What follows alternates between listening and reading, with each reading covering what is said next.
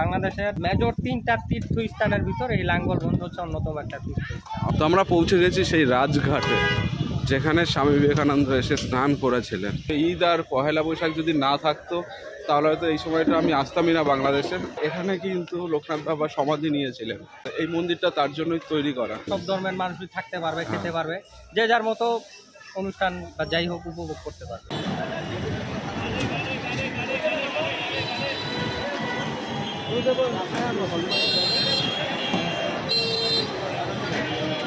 Hey everyone, welcome back to my another vlog. This is Chandan and you are watching Vlogging Dunia.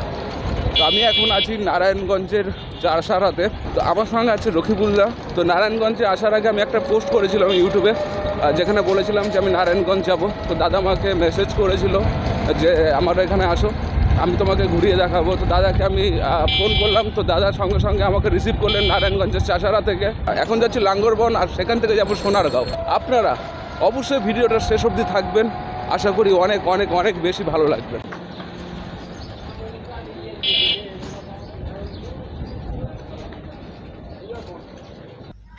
তো আমরা এখন পৌঁছে গেছি শীতলক্ষ্যা নদীর একদম পারে।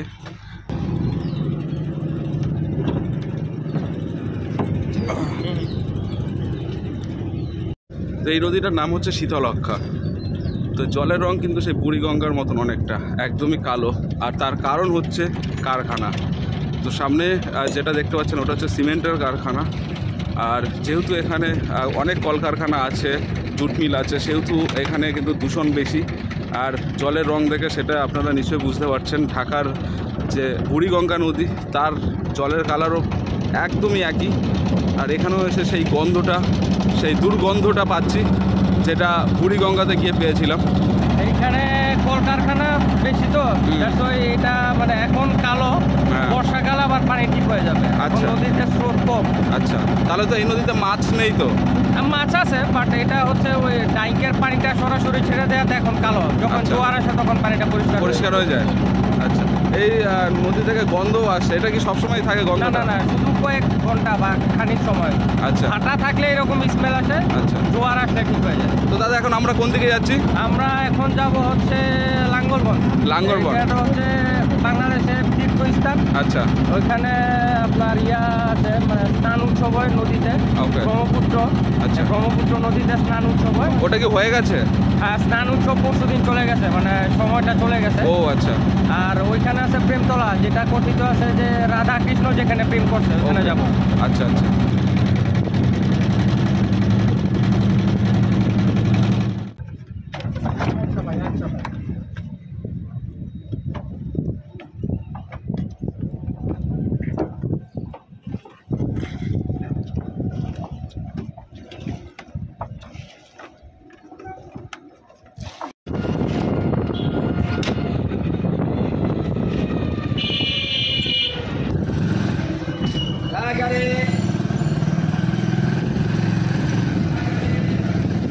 তো আমি নদী পার হয়ে গিয়েছিলাম দাদাদের বাড়িতে।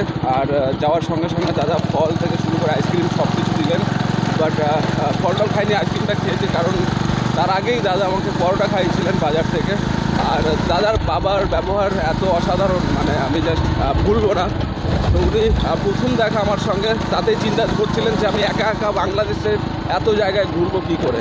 আর এটাও বলছিলেন যে একটু হাতে সময় নিয়ে আসলে হয়তো ওই যে জায়গা দাদারা থাকেন সেটাও ঘুরিয়ে দেখাতে পারতেন। আমার হাতে সময় নেই জেনে দাদার বাবা কিন্তু অনেক মন খারাপ করছিলেন। আর যেটা মানে আমার খুব ভালো লাগলো যে একটা অপরিচিত একজন, আর তার প্রতি তার চিন্তা থেকে আমার সত্যি আমি মুগ্ধ। আর তার জন্য দাদাকে ধন্যবাদ যে দাদার পরিবারের সঙ্গে আমার পরিচয় করিয়ে দিলেন। তো দাদার বাইকের স্টার্ট বন্ধ হয়ে গেছে। তো দাদা এখন ঠেলে ঠেলে বাইক নিয়ে যাচ্ছে সার্ভিসিংয়ে। চলুন দেখি আসলেই বাইক ঠিক হয় নাকি অন্য কিছুতে করে যেতে হয়। তো আমারও খারাপ লাগছে যে দাদা আমাকে বাইকে ওঠালো আর বাইকের স্টার্ট বন্ধ হয়ে গেল।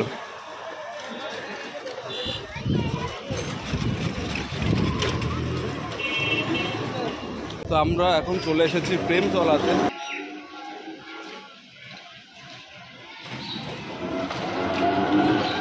এটা হচ্ছে ব্রহ্মপুত্র নদী। আচ্ছা, যেটার উৎস হচ্ছে ভারতের কৈলাস পর্বত থেকে এই নদী বহমান। এই নদীতে স্নান উৎসব হয় প্রতি বছর। আর এটা হচ্ছে প্রেমতলা, এই বটতলাটা হচ্ছে প্রেমতলা, যেটা হচ্ছে রাধা কৃষ্ণের প্রেম লীলা চলতো, দ্যাট ইজ ওয়াই এটার নাম হচ্ছে প্রেমতলা। ওকে ওকে, এই সেই বট গাছ যার নিচে কথিত আছে এখানে রাধাকৃষ্ণ লীলা করতেন। আর পাশেই হচ্ছে ব্রহ্মপুত্র নদী। আপনাদের একটা মন্দির দেখিয়ে আনি, দুটো মন্দির আছে হয়তো, ওটা হয়তো মন্দির। এটা হচ্ছে স্বামী দিগ্বিজয় ব্রহ্মচারী আশ্রম, মা কালীর মন্দির।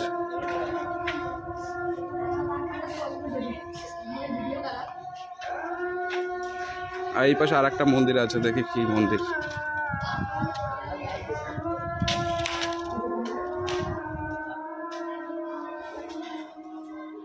শনিদেবের মন্দির এই পাশে, আর সূর্যদেবের মন্দির এই পাশে।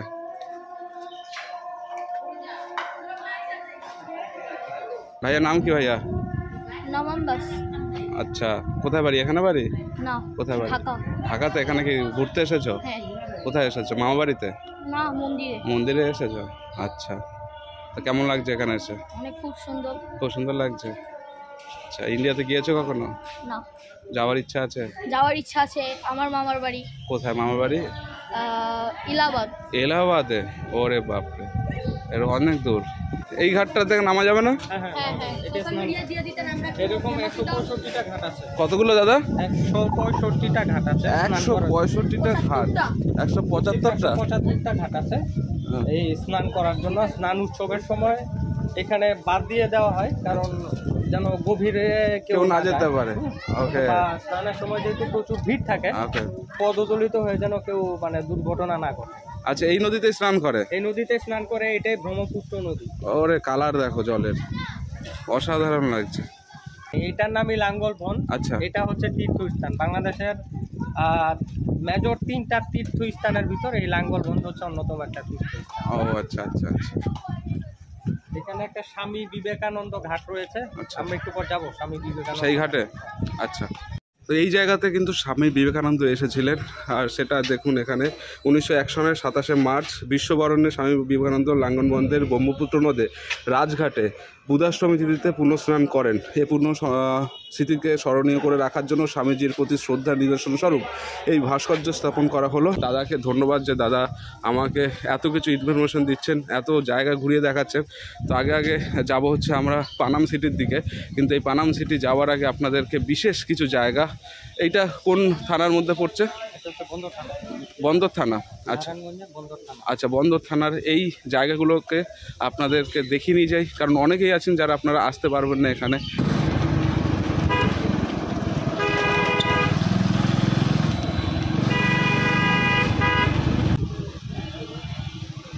তো আমরা পৌঁছে গেছি সেই রাজঘাটে, যেখানে স্বামী বিবেকানন্দ এসে স্নান করেছিলেন, সেই ঘাট এটা। আর বুঝতেই পারছেন যে মানে আমি এখন মনে মনে কি চিন্তা করছি। আমি ভাবছি এই জায়গায় স্বামী বিবেকানন্দর পা পড়েছিল এক সময়। স্বামী বিবেকানন্দ এসে এই নদীতেই স্নান করেছিলেন, আর সেই নদীর সামনে সেই ঘাটে আমি এখন দাঁড়িয়ে আছি। এত পরিষ্কার জল, আপনারা হয়তো দেখলে ভাববেন সেই বুড়িগঙ্গার জলের মতন, বাট আসলে না। এই জল কিন্তু নীলচে কালার, একদমই পরিষ্কার জল। দাদা কি স্নান করবে নাকি? আচ্ছা, আর নামাজ পড়বেন আজকে? আচ্ছা আচ্ছা আচ্ছা, ওকে ওকে ওকে দাদা, ঠিক আছে। তো দাদা এখান থেকে উজু করছেন, মানে হাত পা পরিষ্কার করছেন, ধুচ্ছেন, মুখ ধুচ্ছেন। তো এই ব্রহ্মপুত্র নদীর পাড়ে দাঁড়িয়ে আপনাদেরকে একটা কথা বলতে চাই যে বিশ্বাস করুন, বাংলাদেশকে আপনারা দূর থেকে কতটা জানেন, কতটা চেনেন জানি না। আপনারা শুধুমাত্র সোশ্যাল মিডিয়ার কিছু কমেন্ট বা কিছু মন্তব্যের উপরে হয়তো লক্ষ্য করেন, আর সেটা দেখে আপনারা বাংলাদেশ থেকে এড়িয়ে চলেন, বাংলাদেশে আসতে চান না। কিন্তু আপনাদের বলবো, যারা পশ্চিমবঙ্গ থেকে দেখছেন বা বিভিন্ন রাজ্যের বাঙালিরা দেখছেন, তাদেরকে বলবো আপনারা আসুন, এই দেশটাতে।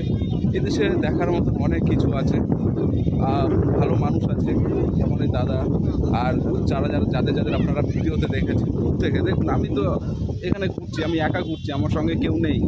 আমি একা ঘোরার পরেও আমার না কোনো বিপদ হচ্ছে, না কেউ এসে আমাকে কিছু করছে। যদি কখনো তেমন হয় আমি সেটাও ভিডিওতে বলবো, কিন্তু আপাতত কিন্তু আমার সঙ্গে কেউ কখনো খারাপ ব্যবহার করেনি, শুধুমাত্র ইমিগ্রেশনের সেই পুলিশ অফিসারটা ছাড়া। এবারে কিন্তু সবাই হেল্প। আপনারা যদি কোনো কিছু ধারণা করে যে আমি বাংলাদেশে যাব না, কোনো রাগে বা ব্যক্তিগত রাগ হোক বা সোশ্যাল মিডিয়ার কমেন্টের উপরে রাগ, তাহলে আপনারা জীবনে অনেক কিছু মিস করবেন। আমি আপনাদেরকে কথা দিচ্ছি, একজন ভারতীয় হওয়ার পরেও যে এখানে আসলে আপনারা যদি কোনো বিপদে পড়েন, এখানে যে কোনো মানুষের কাছে হেল্প একদম হেল্প চাইবেন, তো তারা কিন্তু করবেন, কেউ আপনাকে ফিরিয়ে দেবেন না। তো এই সেই ঘাট যেখানে স্বামী বিবেকানন্দের স্মৃতি বিজড়িত রয়েছে, এই সেই ঘাট যেখানে স্বামী বিবেকানন্দ এসে স্নান করেছিলেন।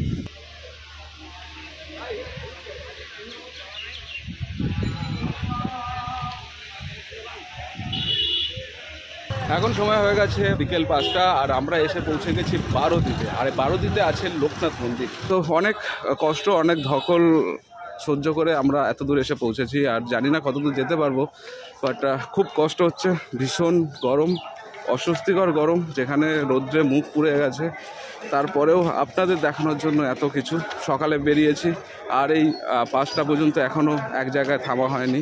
দাদাদের বাড়িতে গিয়েছিলাম, কিছু খাওয়া দাওয়া সকালবেলা, তারপর থেকে কিন্তু আর কোনো খাওয়া দাওয়া নেই।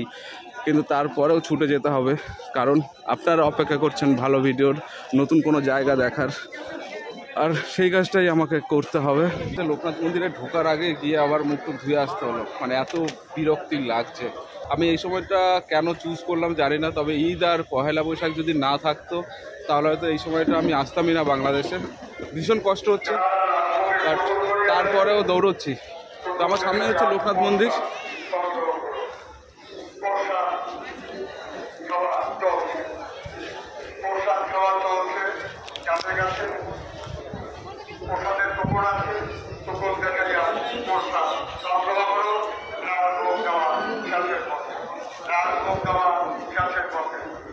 এই মন্দির কিন্তু ভীষণই প্রতিষ্ঠিত, আর এখানে দূর দূরান্ত থেকে মানুষজন আসেন, এমনকি ইন্ডিয়া থেকেও মানুষজন আসে। তো এখানে পুজো হচ্ছে, আমি যদি আসতাম ঠিক সময়ে তাহলে হয়তো পুজো টুজো দিতে পারতাম, বাট এখন বিকেল হয়ে গেছে, স্নান করা নেই, যার জন্য আর মন্দিরের মধ্যে ঢুকছি না। তো এটা হচ্ছে আশ্রম, শ্রী শ্রী লোকনাথ ব্রহ্মচারী আশ্রম। এখানে আপনারা থাকতে পারবেন কিছু টাকার বিনিময়ে। ওই পাশেও আছে, ওখানেও থাকতে পারবেন। মন্দির চত্বরটা ভীষণই মনোরম পরিবেশ, যেটা আমার খুব ভালো লাগলো। ঠান্ডা হাওয়া আছে, ছায়া আছে, আর এখানে একটা সুগন্ধিও আছে, যেটা একটা ধূপকাঠির গন্ধ, যেটা বেশ ভালো লাগছে আমার। আমি হয়তো রাত্রেবেলা স্টেও করতে পারি এখানে। তো আগে থেকে নাকি বুক করতে হয় এখানের যে আশ্রমের রুমগুলো, কিন্তু আমি যদি পরিচয় দিই ইন্ডিয়ান বলে হয়তো রুম পেয়েও যেতে পারি, কিন্তু আমি এখনও ঠিক করিনি যে থাকবো কি না। যদি থাকি, যদি দেখি ভীষণ কষ্ট হয়ে গেছে, মানে কষ্ট তো হয়েছে, যদি দেখি কষ্টটা সহ্য করতে পারছি না, তাহলে হয়তো এখানে থেকে যেতে পারি। এই মাটিগুলো দেখলাম যারা দর্শনার্থী বা পুণ্যার্থী তারা ব্যাগে করে নিয়ে যাচ্ছেন, জানি না কেন, বাট নিয়ে যাচ্ছেন, যেটা দেখলাম। এর পিছনে নিশ্চয়ই কোনো কারণ আছে। তো এই কারণগুলো জানতে গেলে মন্দিরের কারোর সঙ্গে কথা বলতে হবে, কিন্তু তেমন কাউকে আশেপাশে দেখছি না যে কথা বলার মতন। সবাই মন্দিরের মধ্যে আছে, আর আমি জুতো পরে আছি, স্নান করা নেই, যার জন্য মন্দিরে আর ঢুকছি না।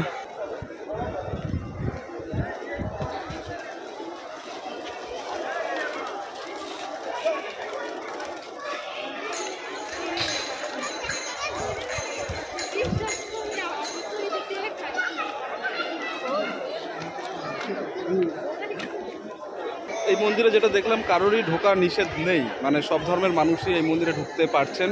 সবাই আসছেন, ফটো তুলছেন, যেহেতু জায়গাটা খুব সুন্দর, বসে আছেন আশেপাশে। মুসলিম ভাই বোনদেরও দেখতে পাচ্ছি, আর অন্য কোনো ধর্মের মানুষজন বুঝতে পারবো না দেখলেও।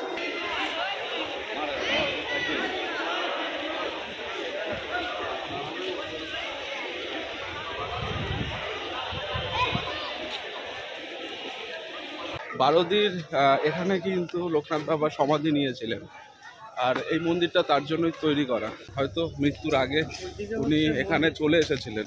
এখানে কিন্তু বেশ কিছু মন্দির আছে, শ্মশান আছে, আর গাছের গায়ে যে ডোরগুলো বাঁধা, এগুলো কারো ইচ্ছে পূর্ণ হওয়ার জন্য কিন্তু এই ডোরগুলো গাছের গায়ে বেঁধে রেখেছেন। তো দাদা এখানে কতবার আসা হয়েছে? আমার আশা হয়েছে প্রায় 20-30 বার তো হবে। এখানে মানুষ সমাগম অনেক হয়, অনেক। এখানে তো কোনো ধর্মের ব্যাপার নেই, সবাই তো আসে। ধর্ম মানে সবাই মানে সব ধর্মের মানুষই এখানে আসে। আর যেহেতু এটা মানে একটা পর্যটন স্থান ডিক্লেয়ার করা গভর্নমেন্টের, তারপর এখানে আসলে সব মানুষ বিশেষে চলে আসে। সব ধর্মের মানুষই থাকতে পারবে, খেতে পারবে, যে যার মতো অনুষ্ঠান বা যাই হোক উপভোগ করতে পারবে। যারা প্রথমবার চ্যানেলে এসেছেন অবশ্যই চ্যানেলটাকে সাবস্ক্রাইব করবেন, আর যারা প্রতিনিয়ত দেখছেন, ভালোবাসা দিচ্ছেন, তাদেরকে অনেক অনেক বেশি ধন্যবাদ। আপনাদেরকে বলবো, আপনারা যারা পশ্চিমবঙ্গ থেকে দেখছেন, আপনারা আসুন, ঘুরুন ফিরুন। বাংলাদেশ খুব ভালো একটা জায়গা, যেখানে অনেক অনেক দর্শনীয় স্থান আছে, তীর্থস্থান আছে। আপনারা আসুন, প্রাকৃতিক সৌন্দর্য ভরা, আপনারা আসতে পারেন, এখানে ঘুরতে পারেন। আর রাগারাগি করে লাভ নেই, আমরাও বাঙালি, এখানের মানুষও বাঙালি, সব হিন্দু মুসলিম একসঙ্গেই ঘোরাঘুরি করছে এই জায়গাটাতে, আপনারা দেখলেনও। আর এখান থেকে যারা বাংলাদেশি, যারা ভাই বোনরা দেখছেন, আপনারাও ওয়েস্ট বেঙ্গলে আসুন বা কলকাতাতে আসুন, ইন্ডিয়াতে ঘুরতে আসুন, আপনাদেরও ভালো লাগবে। যাই হোক, সবাই ভালো থাকুন, সুস্থ থাকুন, আর দেখতে থাকুন ব্লগিং জুড়িয়া। আর অবশ্যই এই গরমে একটু নিজেদের যত্ন নেবেন।